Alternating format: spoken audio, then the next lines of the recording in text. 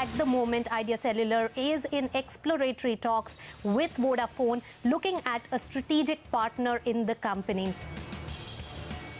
Rationality forces people to come up with the out-of-box solution, and a merger which happens all over the world. Could this be an out-of-the-box solution, Vodafone and Idea? I wouldn't rule it out.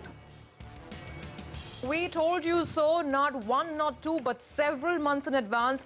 August is when Nisha Podar had broken that story, the possibility of a merger. This is going to be a mega consolidation in the telecom space. The talks have been at an advanced stage. There have been some more concrete talks between principal to principal of Idea Cellular as well as Vodafone London.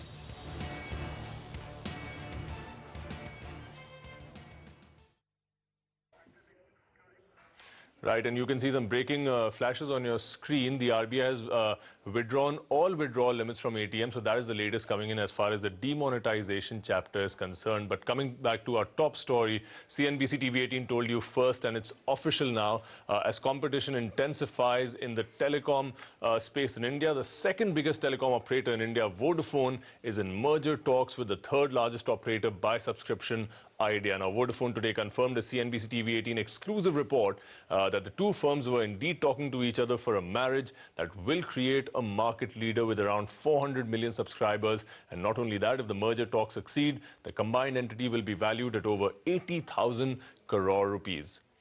In fact, joining us now to discuss the possible merger is Sanjay Kapoor, the former CEO of Bharti Airtel for India and South Asia. Nisha also joins us to take that conversation forward. Nisha, over to you.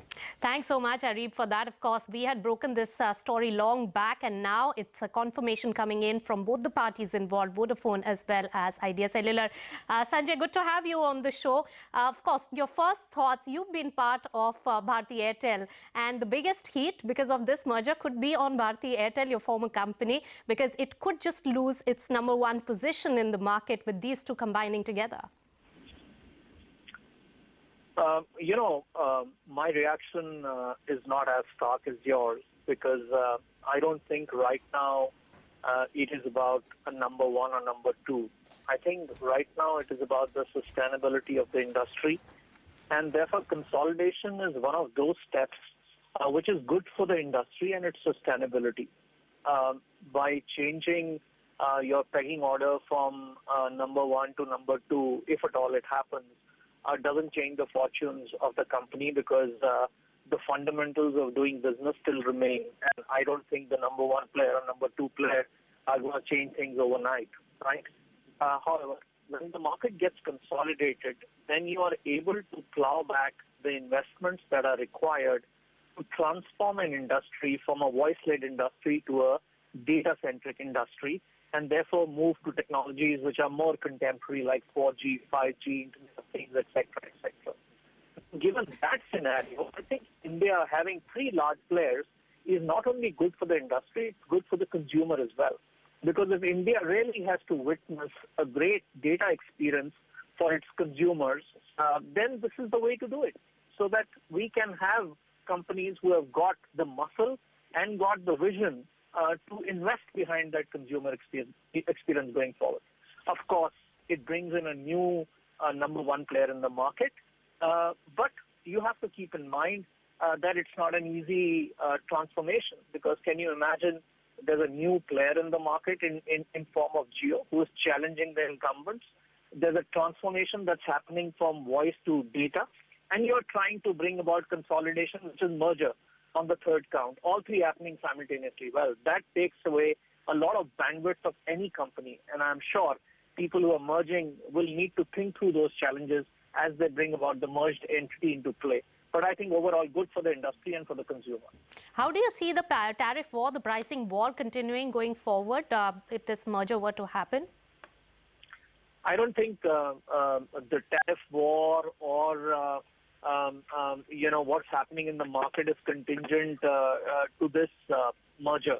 I think devoid of this merger, I see that there'll be aggression in the market, that the challenger will do whatever it takes to garner his share of the market, because he's made a very large commitment to enter this business and is wanting to transform the customer experience on voice and data going forward. He's changed the norms that prevailed in the market and has moved the market from being a per minute, per MB market to a more ARPU-based market, which is the way it is in the developed part of the world. And therefore now incumbents are following suit.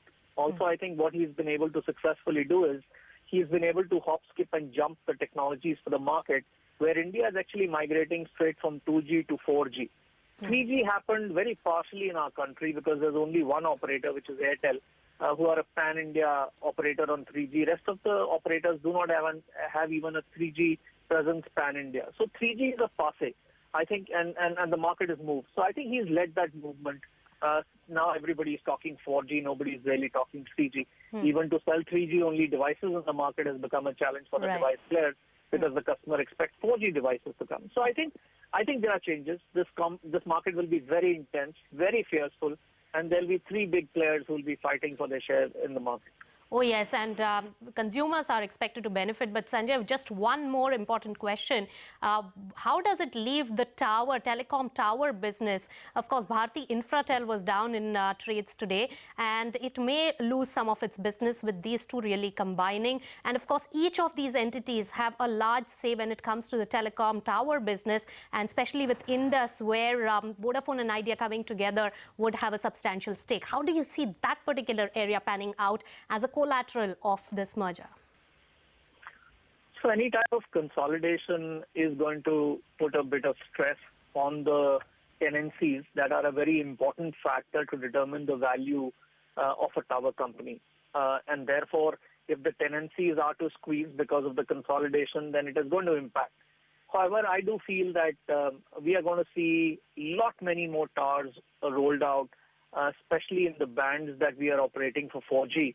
And we'll need a lot more towers for both capacity and coverage to come up in this country, unless and until we decide to move indoors on very different technological benchmarks and investments, which doesn't seem likely for the moment. I think it will have a short-term impact, but in the long run, you need infrastructure, passive infrastructure companies to bring about a great customer experience.